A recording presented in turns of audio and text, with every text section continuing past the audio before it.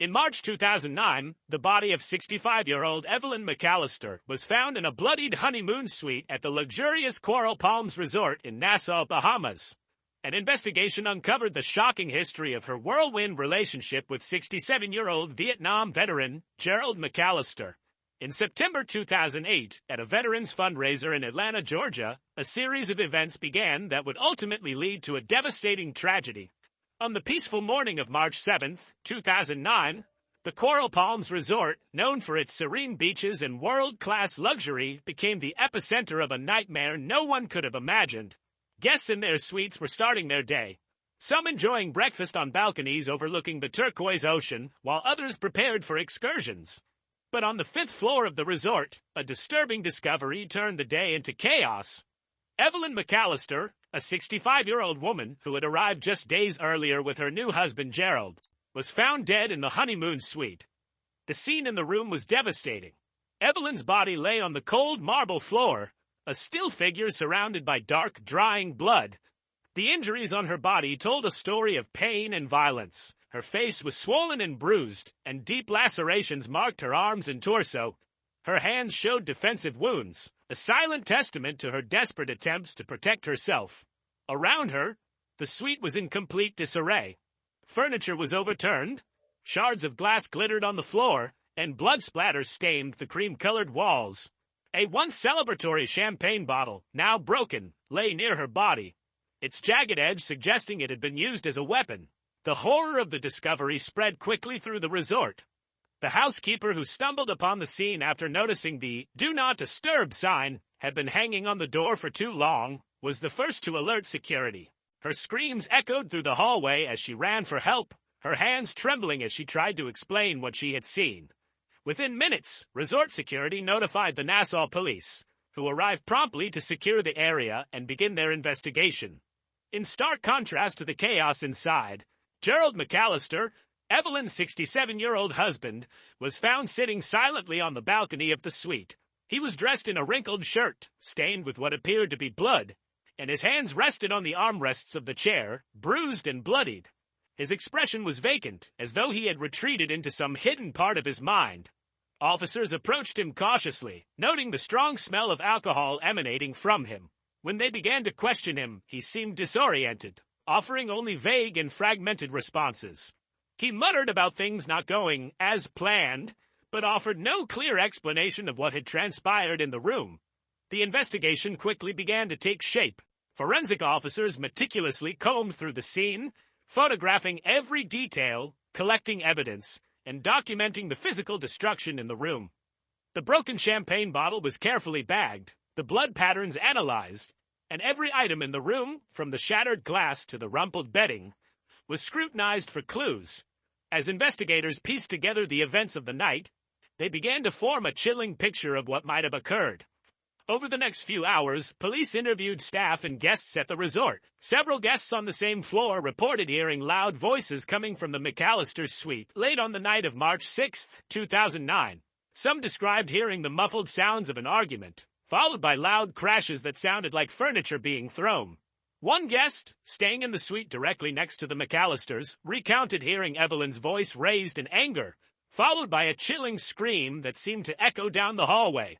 The guest said it was impossible to make out specific words, but one phrase stood out clearly in the midst of the chaos: "You lied to me."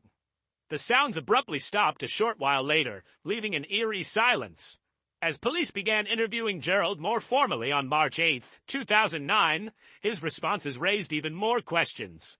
Gerald claimed to have no memory of the events leading up to Evelyn's death. He told investigators that he had been drinking heavily the night before, a claim supported by the empty bottles of rum and whiskey found in the room. While his apparent intoxication might have clouded his recollection, the physical evidence seemed to tell a different story. His knuckles were raw and bruised, consistent with the type of injuries sustained during a physical altercation. Cuts on his hands suggested he might have been involved in the violent struggle that had left the room in shambles. Yet Gerald offered no explanation for these injuries, his only statement being that he woke up on the balcony with no memory of what had happened before. As the investigation deepened, detectives began uncovering troubling aspects of the McAllisters' relationship. Gerald, a retired Marine with a decorated military career, had a history of anger issues, often attributed to post-traumatic stress disorder from his time in Vietnam. While there were no known reports of violence in his past relationships, his temperament had been described by acquaintances as unpredictable. Evelyn, on the other hand, was known as a gentle and caring woman who had spent her life as a schoolteacher before retiring.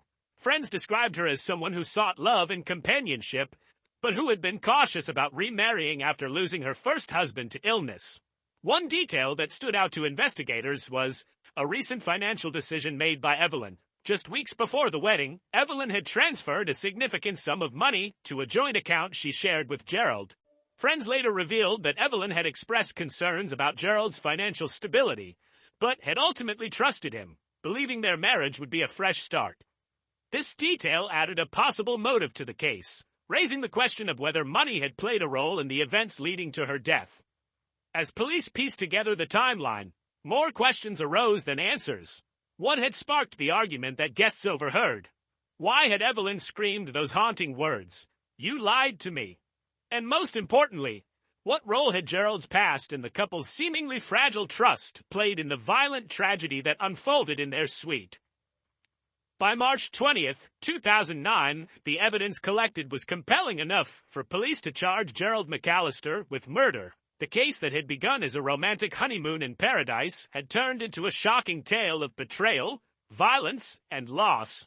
Investigators knew there was still much to uncover, but the chilling details already revealed painted a heartbreaking portrait of a marriage that ended in unspeakable tragedy. 6 months before the tragedy that unfolded in the Bahamas, life seemed to offer a new beginning for Evelyn McAllister. A 65-year-old retired schoolteacher from Savannah, Georgia, Evelyn was the epitome of warmth and resilience. She had spent her years nurturing young minds and caring for her ailing husband, who passed away a few years earlier after a long battle with cancer. Though she appeared composed, Evelyn had quietly battled loneliness since his death, longing for companionship and love. That longing was what eventually led her to attend a veterans fundraiser in late September 2008 in Atlanta, Georgia. It was at this event, held in a grand ballroom adorned with American flags and military memorabilia, that Evelyn first met Gerald McAllister. He stood out among the crowd, a tall, rugged man with a weathered face that seemed to tell stories of bravery and hardship. Gerald was a 67-year-old Vietnam War veteran, a retired Marine who carried himself with an air of authority. Guests at the fundraiser were captivated by his stories of combat and heroism, which he recounted with a mixture of pride and melancholy. Evelyn found herself drawn to his presence, feeling a spark of excitement she hadn't experienced in years. What began as polite conversation that evening quickly blossomed into a whirlwind romance. Evelyn was enchanted by Gerald's attention and charm. He praised her kindness, admired her strength, and made her feel seen in a way she hadn't felt since losing her husband. Within weeks, Gerald began visiting Evelyn in Savannah, often bringing flowers and sharing evenings filled with laughter and shared dreams. Evelyn's friends and family noticed a change in her. She seemed livelier, more optimistic about the future. To them, it appeared that Gerald had filled a void in her life. But even as their relationship deepened, subtle red flags began to surface. Gerald spoke little about his life before meeting Evelyn, aside from his military service. He had no close friends or family that he introduced to her. When Evelyn gently probed about his past relationships, Gerald was vague, brushing off the topic with jokes or changes in subject. These moments unsettled Evelyn, but she dismissed them, convincing herself that Gerald's reticence was a result of his military experiences. By December 2008, just 3 months after they met, Gerald proposed to Evelyn. Though surprised by the speed of his proposal, Evelyn accepted. She confided to her younger sister Margaret that she believed fate had brought Gerald into her life. "It's like my second chance," she had said. But Margaret, who had always been protective of her sister, was less convinced. She voiced concerns about Gerald's temper, which she had glimpsed at a family gathering when he reacted angrily to a harmless joke. Evelyn, however, brushed aside her sister's worries, attributing Gerald's reaction to his war scars. As the wedding date approached, Evelyn began noticing cracks in the perfect image she had built around Gerald. In mid-January 2009, while helping Gerald organize his belongings in preparation for their move into her Savannah home, Evelyn stumbled upon something that made her heart sink. On an old laptop Gerald had left open, she found a series of emails exchanged between him and a younger woman named Angela. The tone of the messages was flirtatious, hinting at an intimacy that made Evelyn feel physically ill. Though the emails were dated several months before they met, Evelyn couldn't shake the sense of betrayal. She confronted Gerald that evening, hoping for an honest explanation. Gerald dismissed her concerns, insisting that Angela was just a fling from his past. He reassured her that the relationship had ended long before he met her, claiming he was now fully committed to their future together. Though Gerald's words seemed sincere, Evelyn was left with lingering doubts. She confided in her best friend Maria during a coffee date on February 1, 2009. Evelyn admitted that while she still loved Gerald, she was beginning to question how well she truly knew him. Maria, ever the realist, advised Evelyn to slow down and think carefully before moving forward with the marriage. But Evelyn, caught between her heart and her intuition, chose to move forward, hoping that her fears were unfounded. By early February 2009, another troubling revelation emerged. Gerald had approached Evelyn about co-signing a loan to help him pay off what he described as lingering debts from his post-military life. Gerald framed it as a necessary step to start their life together without financial burdens. Though hesitant, Evelyn eventually agreed. Her late husband's careful financial planning had left her in a secure position, and she wanted to support Gerald. She signed the paperwork, transferring a significant portion of her savings into a joint account they opened together. Gerald thanked her profusely, promising to repay her trust with unwavering devotion.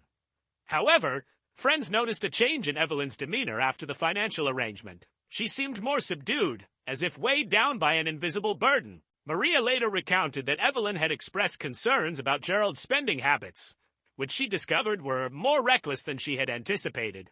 She also worried that Gerald's stories of financial hardship didn't entirely add up.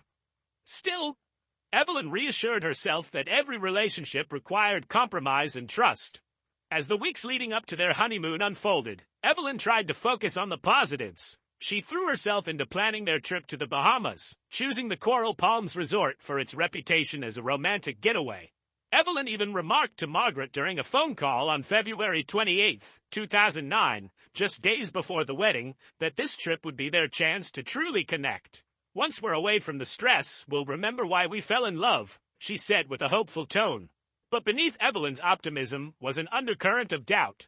The flirtatious emails, Gerald's secrecy about his past, and the unease surrounding their financial arrangements gnawed at the edges of her happiness. As she packed her suitcase for the honeymoon, Evelyn included a leather-bound journal, a habit she had maintained for decades, to document her thoughts. She planned to use the quiet moments on the island to reflect and find clarity. What Evelyn couldn't have foreseen was that these small, troubling signs, those ignored instincts and uneasy feelings, would culminate in a storm of betrayal and violence that would shatter her world forever. The night of March 6, 2009, began like any other romantic evening at the Coral Palms Resort. The air was warm, the ocean breeze carrying the soft hum of laughter and music from the resort's outdoor restaurant. The couple had reserved a table near the water, a spot that many considered the best for enjoying the moonlit sea. Evelyn, dressed in a light floral dress, looked radiant, though her friends would later recount that she had seemed quieter in the days leading up to their trip. Gerald, in a crisp linen shirt, sat opposite her, his broad shoulders stiff and his eyes avoiding hers. The tension between them was subtle at first. Their waiter, who had served dozens of honeymooning couples that week, noticed that they weren't engaging in the usual affectionate banter seen among newlyweds. Instead, Evelyn appeared withdrawn, occasionally glancing at her plate while Gerald seemed focused on his drink. Other diners nearby later remarked that their tables seemed unnaturally silent, the kind of quiet that spoke volumes about unspoken arguments. Midway through the meal, something changed. The hushed tension at their table erupted, drawing the attention of those seated nearby.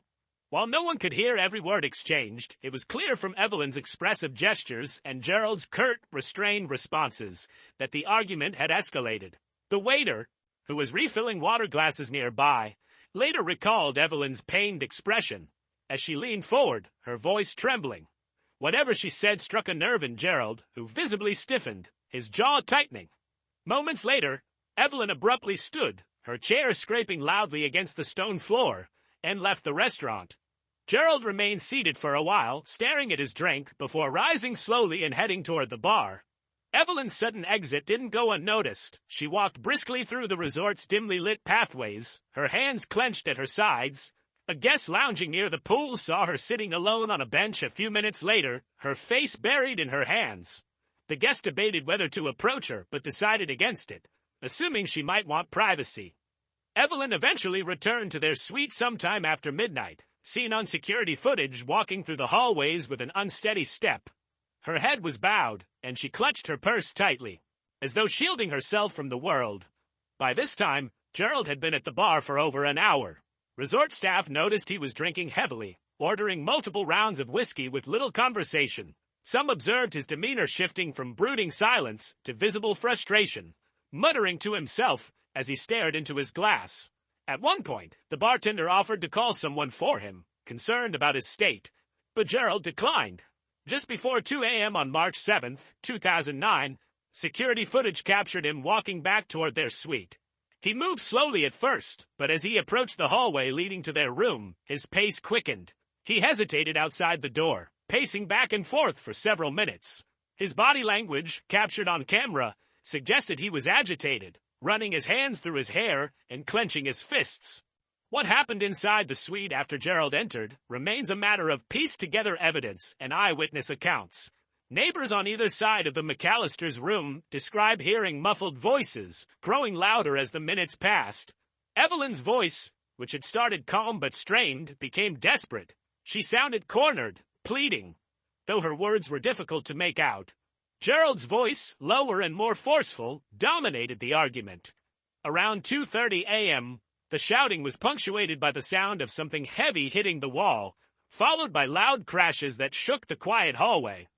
At least one neighbor considered calling hotel security, but hesitated, assuming it was a typical lover's quarrel. The noise subsided briefly, only to be broken by a scream that sent chills through those who heard it.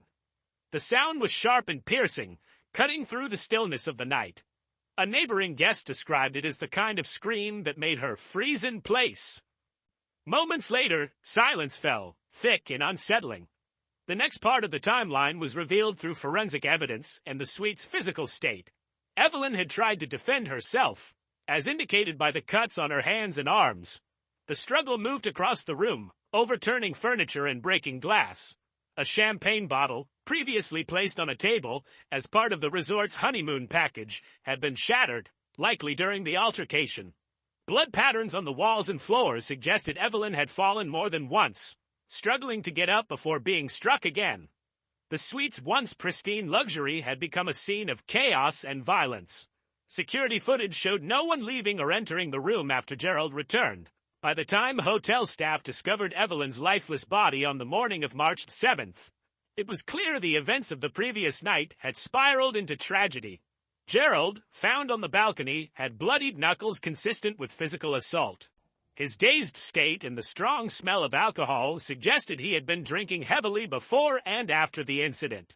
When questioned by the police, his responses were fragmented and evasive. He admitted to an argument, but claimed to have no memory of what followed. Investigators believe the events of that night were fueled by a volatile mix of Gerald's insecurities, Evelyn's confrontation about his infidelity in finances, and the alcohol that dulled any semblance of self-control Gerald may have had. The emotional weight of the evening, compounded by the couple's fraught history, reached its breaking point in those early hours, leaving Evelyn to bear the ultimate cost of Gerald's anger and deception.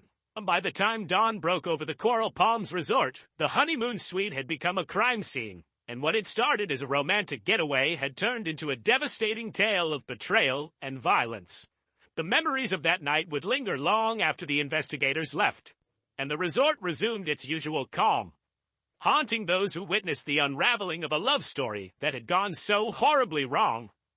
The verdict came on December 14, 2009, after 3 agonizing weeks of gut-wrenching testimony.